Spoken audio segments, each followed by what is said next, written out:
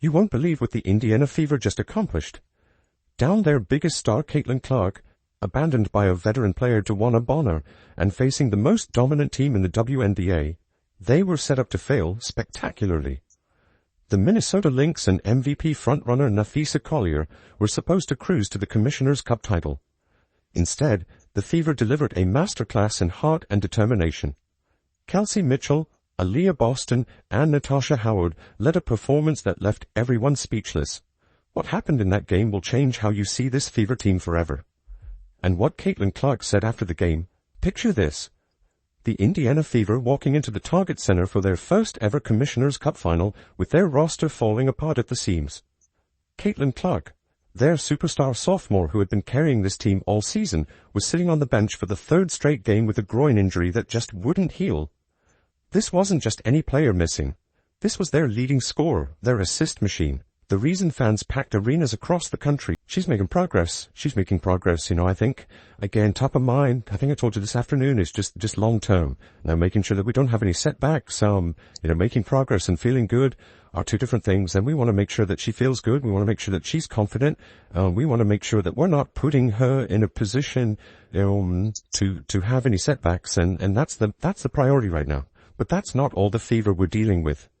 Demiris Dantas was thousands of miles away playing in the FIBA AmeriCup, leaving another massive hole in their rotation. Then you have the wnba situation that absolutely shocked everyone.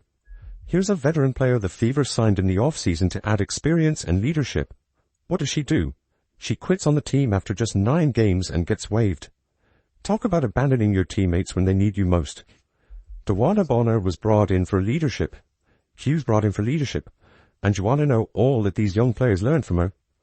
If things don't go your way, refuse to show up, continue to get paid a max contract while you are sitting out, refusing to play. Now let's talk about who they were facing. The Minnesota Lynx weren't just good, they were dominant. A 14-win, 2-loss record heading into this game made them the best team in the entire WNBA. They were the defending Commissioner's Cup champions playing on their home court with Nafisa Collier leading the charge as the MVP frontrunner. The sold-out crowd was electric, ready to watch their team repeat as champions. Las Vegas had the Lynx favored by 14 points. 14 points. The basketball world had already written the Fever's obituary before tip-off.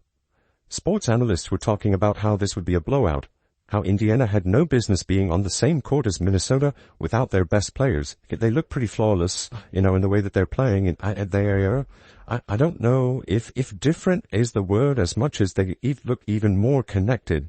They're a team that was connected a year ago.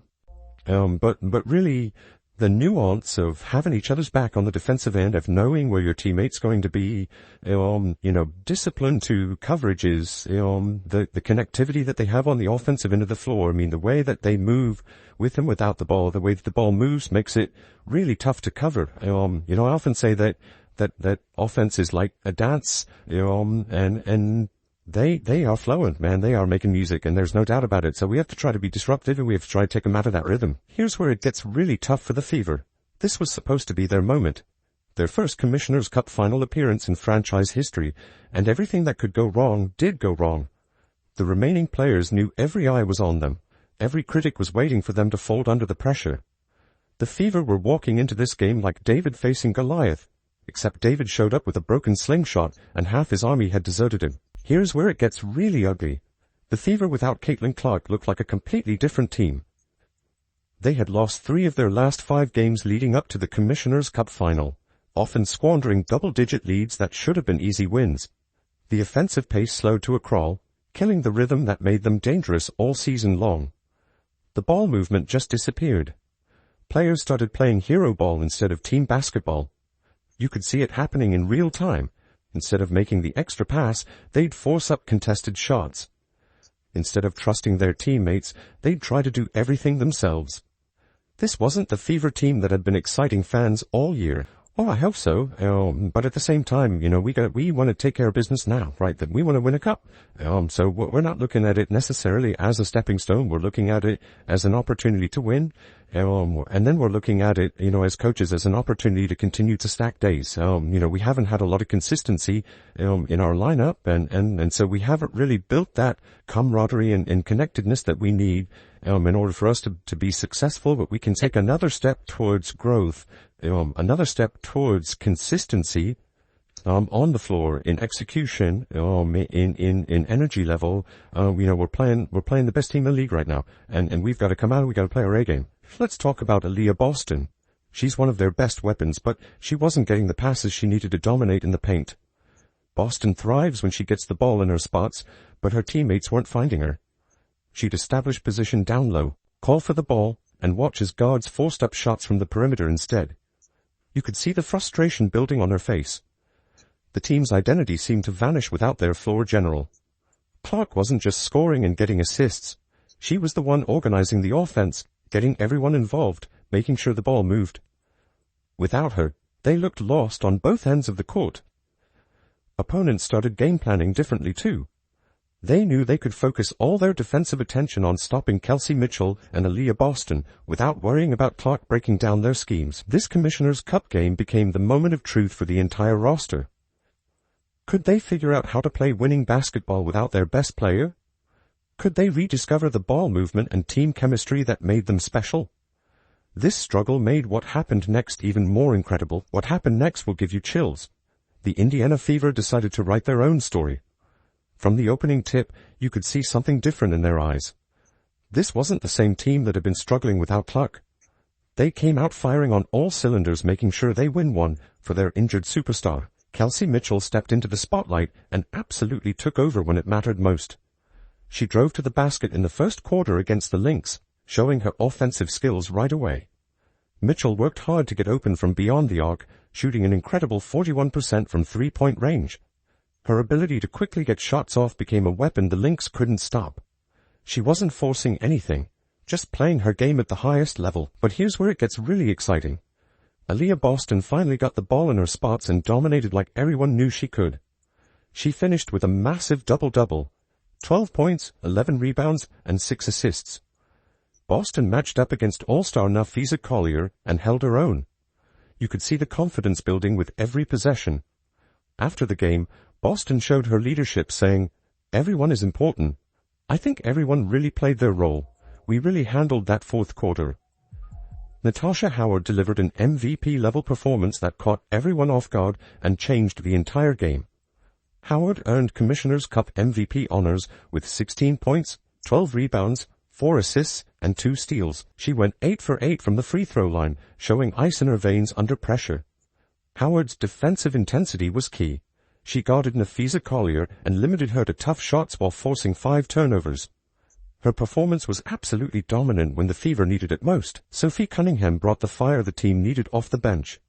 She provided a significant spark with 13 points and 7 rebounds, including 3 three-pointers that helped the Fever rally from an early deficit. Cunningham's clutch performance had fans going wild. Lexi Hull stepped up with huge contributions that proved she belongs on this stage. She wasn't going to let this opportunity slip away. New signing Erin McDonald made an immediate impact too, contributing 12 points and giving the team exactly the spark they needed. Her return to the roster couldn't have been more perfectly timed. The team suddenly remembered how to play together and move the ball. 5 players scored in double figures, showing their balanced attack. The ball movement was crisp, the defense was suffocating. They held the Minnesota Lynx to just 39 points over the final 3 quarters and limited them to 34.9% shooting. You could feel the momentum shift when the crowd at Target Center roared back to life as the home team clawed back to within 7 and forced a timeout early in the fourth quarter. But the Fever responded immediately with 2 baskets by Boston and another by McDonald. They refused to allow Minnesota even the opportunity to get back into the game. The final moments showed a team with killer instinct. They closed out the victory 74-59, shocking the basketball world. The underdogs had done the impossible. They proved that heart and determination could overcome any obstacle. This wasn't just a win, it was a statement that would change everything. I described this entire experience as a gut check experience, and intentionally, physically, mentally, psychologically, it was a gut check moment today, and I think for us, it was about making sure we won those moments that mattered. And I thought down a stretch of the game we did an unbelievable job of just staying together on weathering the storm and kind of utilizing what we needed to based on our schemes and our personnel from practice. And I thought down a stretch of the game specifically, and we bought in. All five of us, whoever was on the floor, bought in, and I think you guys like to see that. But here's what really happened after the game. Caitlin Clark dropped 6 words that explained everything. Despite being sidelined with her groin injury, Clark remained a visible and supportive presence throughout the entire Commissioner's Cup final. She was on the sidelines cheering on her teammates, offering advice, and staying completely engaged with every possession. The WNBA's social media account showed her focused demeanor, proving her dedication to the team's success even while unable to play. Everyone wanted to hear what Clark would say about this incredible upset victory. The anticipation was building as cameras followed the team into the locker room for their celebration. "Guys, I just know everybody in the league is sick," Clark said during the team's locker room celebration. "That's right," she said. "Everybody in the league is sick." Those 6 words cut straight to the heart of everything. Clark perfectly captured what everyone was thinking, but afraid to say out loud. The jealousy problem in the WNBA had been bubbling under the surface all season, and Clark just called it out directly. The celebration in that locker room was absolutely electric. Clark was captured on video using the Commissioner's Cup trophy as a celebratory chalice, playfully calling out teammates including rookie Michaela Timpson to join in the festivities. This light-hearted moment showed her role as a supportive and engaged teammate, even while dealing with her injury. The team embraced their us versus the world mentality that had carried them through this incredible victory. This win proved they could succeed even when everyone wanted them to fail. The media's pre-game expectations were completely overturned. ESPN had actually pre-scheduled a video titled "Lynx Dominate Fever" to win Commissioner's Cup that they quickly had to change after the game. That tells you everything about how shocking this outcome was. The Minnesota Lynx showed real class in defeat. Head coach Cheryl Reeve admitted after the game, "They just sort of beat us," highlighting the strength and execution of the Indiana team. This acknowledgement from the defending Commissioner's Cup champions showed the respect the Fever had earned with their performance. You're looking at a Fever team that just proved they're built for 2025 and beyond. They showed they have the depth, the heart, and the character to win without their biggest star. When Clark returns healthy, this team becomes absolutely dangerous. This victory became more than just a game. It was a statement about overcoming adversity and jealousy. The Fever proved that when everyone counts you out, when key players abandon you, when injuries pile up, true champions find a way to rise above it all. Yeah, we have a resilient group. They're tough, mentally, physically. They pull for one another. I don't know if it's something that I learned that I didn't already know. It's just I'm proud for them that they can see it come to fruition.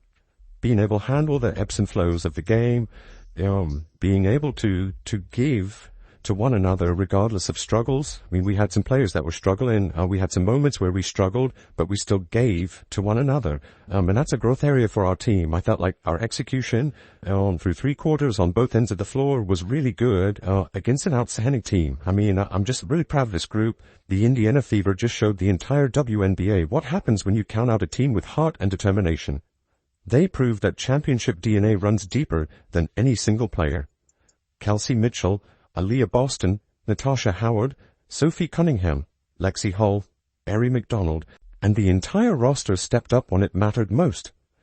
This victory proves that 2025 is going to be special for this group. When Caitlin Clark returns healthy, this team becomes absolutely unstoppable. They now know they can win without her, which makes them even more dangerous with her back on the court.